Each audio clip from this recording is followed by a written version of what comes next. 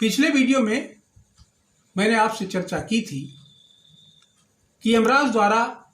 नचिकेता को प्रलोभन दिए जाने के बावजूद भी वो आत्मा के जानने के विषय में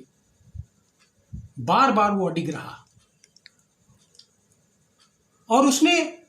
विभिन्न प्रलोभनों को, ऊंचे ऊंचे लोकों को, प्रतिष्ठा को, धन सामग्री को तुच्छ समझकर त्याग दिया और बार बार यही कहता रहा कि मुझे आत्मा और परमात्मा के विषय में बताओ। तो यमराज कहते हैं कि नचिकेता तुम क्या जानना चाहते हो? तो नचिकेता कहता है कि अन्यत्र धर्माद अन्यत्र धर्माद अन्यत्र स्मात् कृता कृतात अन्यत्र भूताच भव्याच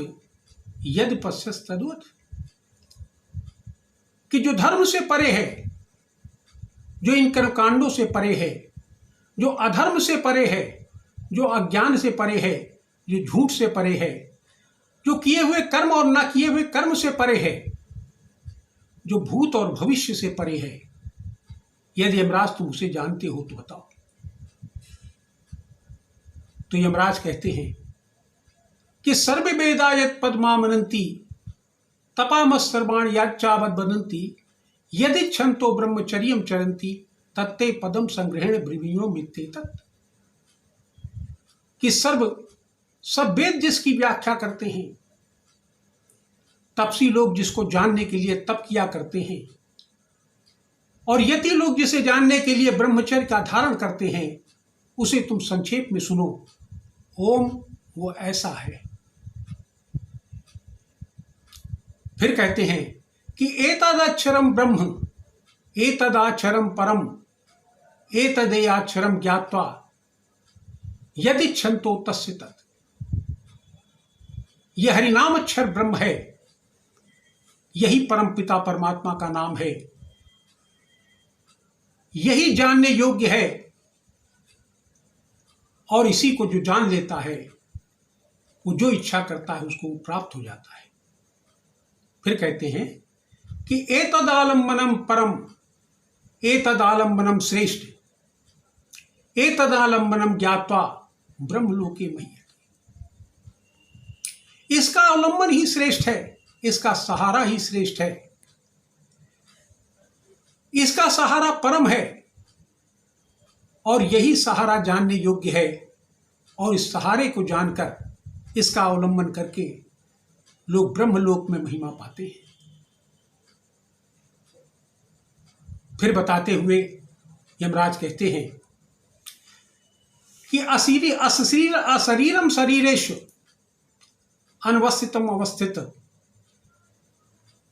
महानतम विभु आत्मा मत्वा धीरो न सोचति, वो शरीरों में अशरीर है, वो दिखाई नहीं पड़ता, और इस टेबल में जो स्थिर है वो स्थिर है, अस्थिरों में वो स्थिर है, वो शरीरों में शरीर अशरीर है, और अनस्टेबल में स्टेबल है, अस्थिर में स्थिर है, और वो महान है, सर्वव्यापक है। धीर लोग उसी को जानकर अनंत लोक को पाते हैं। फिर कहते हैं कि न आत्मा प्रवचेन लभ्यो न मेधिया न बहुना श्रुतेन यमे वैस वृणते तेन लभस्तैस आत्मा विवरणते तनुष्याम, वो आत्मा, वो परमात्मा प्रवचन से नहीं मिलता, बहुत सुनने से नहीं मिलता, वो बहुत बुद्धि लगाने से भी नहीं मिलता, वो बहुत शास्त्रों को पढ़ने से भी नहीं मिलता,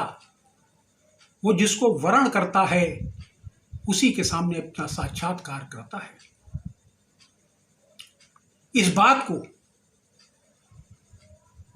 श्रीमद् भागवत में बहुत अच्छी प्रकार से कहा है कि वो किसको मिलता है। तो राजा बलि के प्रकरण में ये बात कहते हैं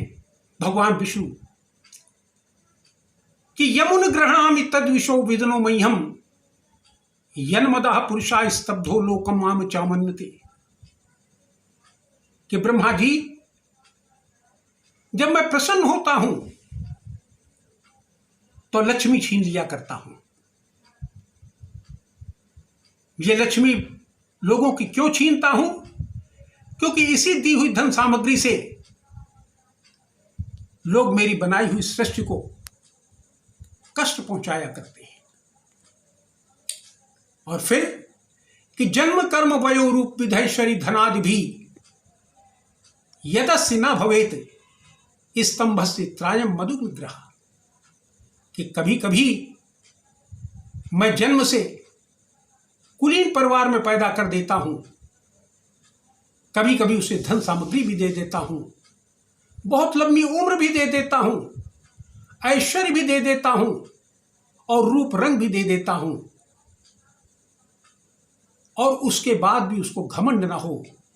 तो समझ लो ये मेरी बड़ी कृपा है। इस बात को गीता में कहते हैं कि कैसे मुझे किया जा सकता है। कहते हैं अनन्य चिंतयन्तो माम ये जना परिपास्ते तेषाम नित्याभियुक्तानाम योगक्षेमम महमयम्, जो मेरे अलावा किसी अन्य की चिंता नहीं करते, जो मेरी ही चिंता 24 घंटे किया करते हैं, चाहे मैं उनका अच्छा कर दूं चाहे बुरा कर दूं, वो मेरी चिंता में डूबे रहते हैं। ऐसे व्यक्तियों को जो विपत्ति पड़ती है तो मैं स्वयं उपस्थित हो जाता हूं, उनके वर्तमान तथा भविष्य की रक्षा करता हूं। इस पर आगे के प्रकरण में मैं नचिकेता द्वारा यमराज से और यमराज द्वारा नचिकेता को क्या बताया गया है, इस विषय पे अगले वीडियो में प्रकाश डालूंगा। धन्यवाद।